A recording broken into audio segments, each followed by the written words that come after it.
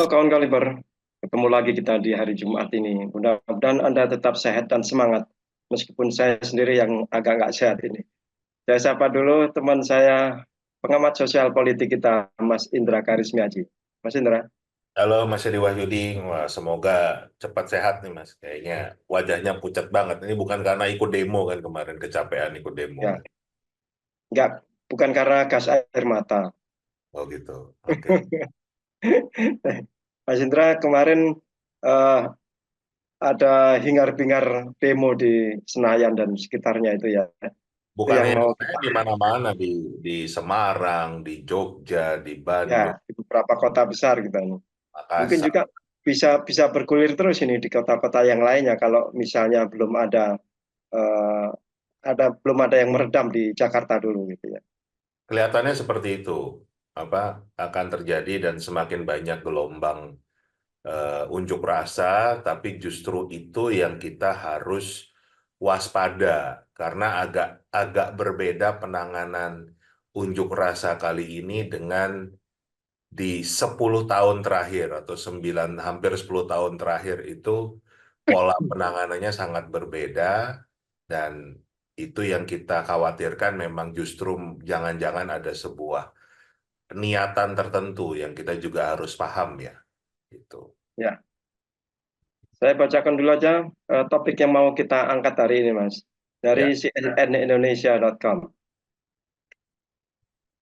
Polisi minta demo besar DPR tak anarkis, sebar pasukan di 4 titik DKI. Kepolisian meminta masyarakat sipil yang menggelar demonstrasi darurat Indonesia menolak pengesahan revisi Undang-Undang Pilkada di Gedung DPR RI pada Kamis kemarin untuk tidak melakukan tindakan anarkis. Kepada para korlap dan orator untuk melakukan orasi dengan santun dan tidak memprovokasi massa. Lakukan aksi unjuk rasa dengan damai, tidak memaksakan kehendak, tidak anarkis dan tidak merusak fasilitas umum.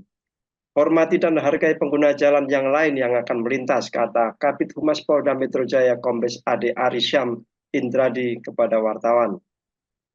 Ade Ari turut meminta kepada massa untuk melakukan aksi demo secara damai untuk menjaga stabilitas situasi keamanan dan ketertiban masyarakat. Selain itu, Ade Ari turut menghimbau kepada para pengendara untuk menghindari ruas jalan yang menjadi titik demo, yaitu Gedung DPR MPR dan Patung Kuda Jakarta Pusat untuk mengantisipasi kepadatan lalu lintas. Sementara itu Kapolres Metro Jakarta Pusat Kombes Susatyo Purnomo Condro mengatakan aksi demonstrasi dari sejumlah elemen massa hari ini tersebar di 4 titik. Hari ini tuh kemarin maksudnya. Ya. Ia menjelaskan polisi mengerahkan sekitar 3.200 personel untuk mengamankan demo di berbagai titik itu. Sesuai dengan pemberitahuan yang kami terima, aksi pada hari ini ada di DPR, kemudian di MK, di Patung Kuda, dan juga di KPU RI. Namun tidak menutup kemungkinan juga di KPU DKI di kawasan Senen juga menjadi prioritas pengamanan kami, kata Susatyo. Ia mengatakan pengalian arus lalu lintas bersifat situasional. Hingga saat ini Jalan Gatot Subroto di depan gedung MPR DPR masih dibuka. Apabila terjadi kepadatan dari masa aksi, maka kami akan melaksanakan rekayasa lalu lintas pengalian arus lalu lintas di kawasan Gatot Subroto menuju ke Jalan Pemuda. Kemudian termasuk juga pengalian arus lalu lintas apabila terjadi kepadatan massa di kawasan Patung Kuda dan termasuk juga Abdul Muiz di belakang MK. Ada ribuan personel gabungan yang dikerahkan untuk mengamankan aksi demo di 2 lokasi, yakni depan gedung DPR dan Patung Kuda. Jadi itulah situasi Jakarta kemarin di beberapa ruas penting di Jakarta ada hambatan lalu lintas. Jadi kalau kawan Kaliber hari ini ada acara di daerah-daerah situ di dekat gedung DPR, MPR, gedung MK, gedung KPU dan juga gedung KPU DKI kemungkinan hari ini itu sebisa mungkin menghindar dulu. Tapi situasi demo ini gimana kalau menurut Mas Indra? Ya, pertama memang demo kawal keputusan MK ini kan menunjukkan betapa rakyat Indonesia itu semakin marah, semakin habis kesabarannya melihat yang namanya konstitusi itu dikangkangi oleh kelompok tertentu atau keluarga tertentu, orang tertentu. Ini kesabarannya sudah habis. Dan itu terlihat begitu banyaknya masyarakat yang melakukan unjuk rasa dari berbagai elemen ya. Nah, tetapi saya melihat ada hal yang agak berbeda dari penanganan unjuk rasa sebelumnya. Sepertinya agak dibiarkan, ya contoh aja kita melihat kan bagaimana pagar di DPR, baik itu yang di sisi belakang maupun yang sisi depan itu dirusak oleh pengunjuk rasa. Itu kita lihat dan juga sudah mulai ada bakar-bakar ban, bakar-bakar eh, atribut-atribut ya. Info yang saya dengar ini ada upaya justru malah memang ingin menciptakan chaos, Mas. Dan apalagi begitu saya lihat agak sore itu kan muncul anak-anak STM tuh dengan bambu-bambu itu apa muncul ke sana, itu semakin menegaskan apa kekhawatiran kami. Karena sepertinya ini bisa ya, ini kan analisa ya, ada kemungkinan kalau misalnya sampai ada korban jiwa, apalagi korban jiwanya itu adalah anak di bawah umur, itu akan menjadi berita dunia. Ada martirnya yang apa eh, anak di bawah umur, dan itu akan membuat rakyat semakin marah, ya kan, di seluruh Indonesia. Jadi kita nggak hanya fokus di Jakarta nih, ini bisa terjadi di mana saja. Bisa di Semarang, bisa di Jogja, bisa di Makassar, bisa dimanapun lah. Tapi akan menjadi berita dunia, dan itu akan membuat rakyat semakin marah.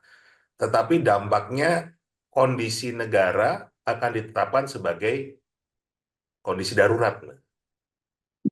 Dan kondisi darurat ini bisa membuat agenda tanggal 20 Oktober, yaitu pelantikan presiden baru, bisa ditunda dengan alasan keadaan darurat.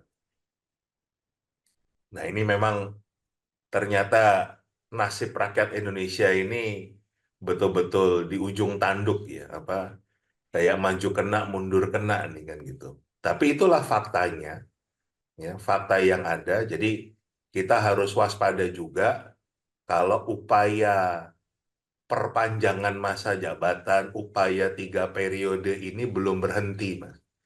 Dan segala cara akan dimanfaatkan, termasuk bagaimana memanfaatkan demo-demo ini, kemarahan rakyat ini, yang juga kita lihat kan menariknya juga muncul di berbagai media sosial ya.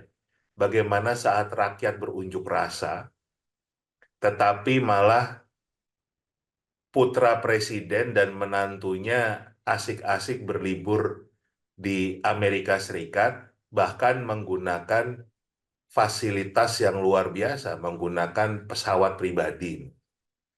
Jadi bayangin menggunakan pesawat pribadi ke sana, kemudian beli stroller atau kereta bayi yang begitu mahal, bahkan beli beli roti, Mas, satu roti itu harganya 400.000 kan gitu. Itu lebih dari gajinya guru honorer 1 bulan tuh.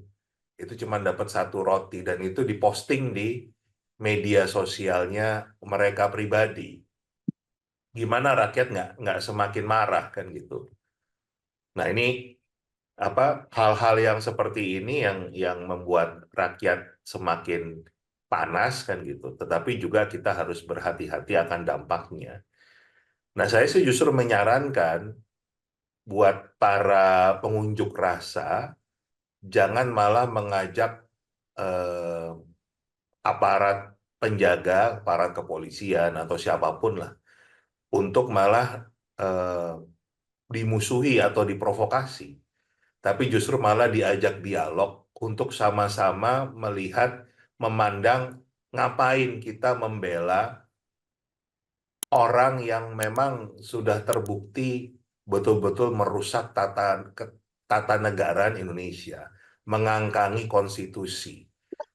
umurnya tinggal 2 bulan lagi kan itu. Kenapa harus dibela mati-matian? Kan nanti justru malah harusnya sebagai aparat negara, loyalnya itu kepada negara Republik Indonesia, bukan kepada orang. Itu yang harus disadarkan juga dan lebih baik diajak berdialog. Tapi saya melihat juga sudah ada upaya begitu sih, yang ada ditangkap di kamera ya. Beberapa mahasiswa itu setelah merubuhkan pagar eh, kantor DPR RI, gedung DPR RI itu pintu belakang, mereka justru malah memberikan bunga pada aparat keamanan. Itu satu hal yang positif dan itu yang harus dijaga, Mas. Bagaimana justru malah dialog komunikasi dengan aparat keamanan itu penting, jangan malah tersulut, terbakar dan saling emosi, karena justru desain besarnya seperti itu. Nah, ini yang betul-betul sepertinya belum ada yang bicara itu, makanya kita di Kaliber, ya.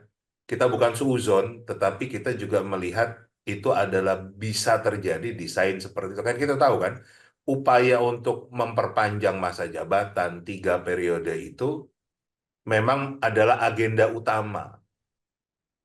utama yang belum berhenti, ya kan? Nah, itu kita hanya mengingatkan, kita tidak menuduh, tapi untuk itu rakyat juga harus menyadari apa sebetulnya yang terjadi, kenapa kondisi unjuk rasa kemarin itu agak berbeda penanganannya. Biasanya kan cepat sekali tuh Mas, sebelum mulai biasanya sudah dihadang dulu, terutama untuk yang mahasiswa ya. Tapi kita lihat kemarin tidak ada upaya itu ya, memang jangan-jangan dibiarkan, ya kan, supaya terjadi eskalasi, terjadi kemarahan, dan kalau sampai anarkis, nah nanti bisa eh, pemerintah itu bisa menetapkan Indonesia dalam keadaan darurat, makanya akan terjadi penundaan pelantikan presiden dan lain sebagainya lah. Itu bisa terjadi ke sana. Saya lihat belum Ya, ada satupun tokoh yang menyampaikan ini. Nah, kita gunakan kesempatan ini di Kaliber untuk menyampaikan ada upaya ke sana dan kita harus waspada. Itu. ya. Tapi kalau misalnya eh, dinyatakan situasi darurat, kemudian pelantikan presiden terpilih ini nanti ditunda dan eh, presiden sekarang ini diperpanjang masa jabatannya, gitu, entah berapa lama, apa tidak mungkin memicu kerusuhan yang lebih besar lagi? Karena yang sebetulnya disasar dalam demo sekarang ini kan presiden yang sekarang ini. Bisa saja, tetapi sepertinya kan mereka-mereka ini sangat percaya diri dengan kekuatan, entah kekuatan keamanan, ya kan, kekuatan militer misalnya, dan dianggap loyalnya terhadap pimpinan tertinggi. Gitu. Jadi ya gini loh Mas, apa? eh, Kalau kita berkaca pada sejarah misalnya reformasi, itu kan tumbang karena juga yang namanya militer itu tidak sepenuhnya kemudian mendukung Pak Harto. Sudah terjadi perpecahan di sana, terutama juga mereka kan melihat ini ada hal yang buruk yang harus diubah gitu. Makanya sama-sama butuh reformasi. Tapi kalau sebelum 98, mana ada yang berani dengan Pak Harto kan itu? Karena kekuatannya kan begitu luar biasa bagaimana beliau memegang bahkan waktu itu 4 matra ya kan gitu. Jadi mulai dari TNI AD, TNI AL, TNI AU, dan juga kepolisian sendiri kan berada dalam ABRI, Angkatan Bersenjata Republik Indonesia. Nah, sepertinya yang sekarang ini juga merasa sangat pede dengan kekuatan itu, dengan kekuatan militer, kekuatan bersenjatanya itu yang nggak mungkin dikalahkan rakyat. Nah, itulah yang kita bisa bisa lihat nanti endingnya seperti apa. Makanya tadi saya katakan, kalau kita sebagai rakyat yang tidak bersenjata disuruh beradu dengan mereka yang bersenjata, ya pasti kalah. Makanya gunakanlah kemampuan kita berdialog, kita menyadarkan mereka bahwa yang kita ini setianya pada negara Republik Indonesia. bukan pada perorangan. Karena memang harusnya yang namanya presiden itu ada batas waktunya. Ini bukan kerajaan, bukan yang diturun-temurunkan. Ini kita negara demokrasi yang harus tetap kita jaga. Jadi jangan dirusaklah apa yang sudah dibangun 79 tahun oleh para pendiri bangsa. Poinnya di sana, Mas. Iya, Mas, dalam demo yang sekarang ini itu belum ada tokoh nasional itu yang tampil untuk meredam suasana dan berkomunikasi dengan kedua belah pihak. Ya, Kedua belah pihak itu masa aksi atau demonstran dan juga dengan pihak DPR, gitu ya. ya. Karena ini kan konteksnya langsung berbenturan dengan DPR, gitu ya, dengan Balek ya, Balek DPR.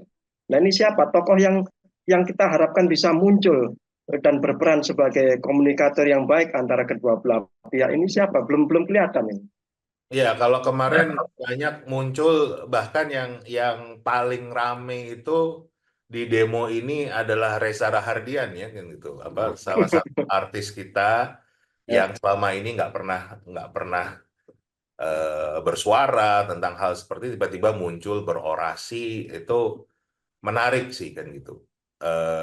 Kemudian walaupun tidak tidak begitu viral ya, tapi Tom Lembong juga muncul Mas di sana.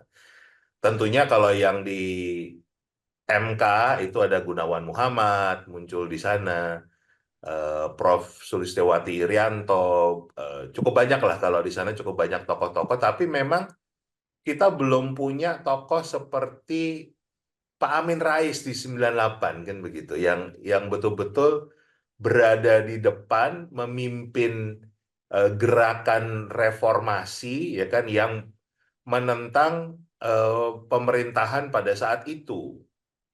Nah, terus terang saya pribadi berharap tokohnya itu adalah Anies Baswedan. Tapi sayang sekali seharian kemarin beliau tidak muncul. Kemana beliau kita juga tidak tahu ya. Itu sangat disayangkan padahal kalau beliau memang mau, ini loh yang saya berkali-kali menyampaikan bahwa kalau Mas Anies itu memang layak menjadi pimpinan nasional, beliau harus bisa memimpin gerakan rakyat walaupun tidak memiliki jabatan. Jadi levelnya seperti Bung Karno, levelnya seperti Bung Hatta, Nelson Mandela pada saat perjuangannya dulu kan bukan jadi presiden dulu baru memimpin pergerakan kan gitu, tapi memimpin pergerakan dulu sehingga beliau menjadi presiden, menjadi pimpinan nasional, menjadi wakil presiden. Nah, sangat disayangkan beliau tidak muncul. Harusnya beliau justru yang paling depan kemarin itu berorasi, memimpin bagaimana gerakan kawal keputusan MK ini bukan untuk kepentingan pribadi ya, tapi justru untuk kepentingan rakyat. Jadi beliau berada paling depan untuk memimpin rakyat Indonesia menjaga kewarasan bernegara seperti yang berulang kali beliau sampaikan dalam pidato-pidatonya. Nah, dengan beliau tidak muncul ini, jangan-jangan memang fokus beliau hanya ingin maju sebagai gubernur.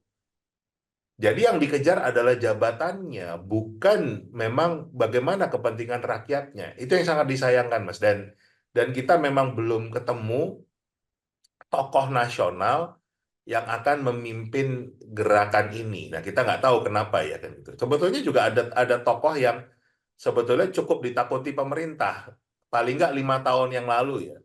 Tapi juga tidak muncul hari ini, yaitu Pak Gatot Nurmantio kan itu. Itu sebetulnya juga sebetulnya bisa digunakan momen ini untuk kembali beliau tampil.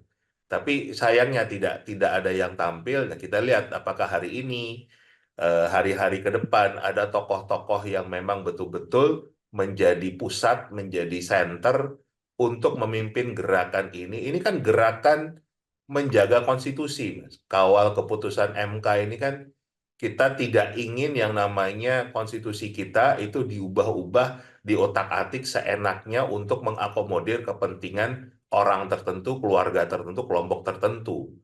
Kita butuh kepastian hukum seperti yang kita diskusikan kemarin kan. Itu yang sepertinya rakyat sudah tidak sabar lagi, sudah habis kesabarannya, dan sayangnya kita tidak muncul paling nggak hari pertama kemarin tokoh nasional yang bisa memimpin pergerakan, dan itu kita butuhkan. Mungkin kalau ada yang muncul misalnya sebutlah nama yang disebut Mas Indra tadi, Pak Anies Baswedan atau Pak GN Gatot Nurmantio, itu nanti dituding memiliki agenda pribadi gitu, memiliki konflik kepentingan pribadi. Ini yang mungkin yang mereka hindari itu. Ya nggak masalah kan kalau masalah dituding atau bagaimana, tapi kan yang penting adalah setiap gerakan itu butuh pemimpin, butuh orang yang memang bisa mengarahkan, bisa memberikan semangat, bisa bisa betul-betul menunjukkan kalau memang ini adalah gerakan kita bersama untuk kepentingan bersama. Jadi ya tadi saya katakan lah, seperti munculnya Pak Amin Rais di 98 itu kan menunjukkan ke sana. Terlepas akhirnya beliau menjadi ketua MPR, berupaya menjadi presiden tetapi juga tidak berhasil, kalah dalam pemilu, tapi nggak masalah. Tetapi apa yang dilakukan beliau kan berhasil meruntuhkan Orde Baru.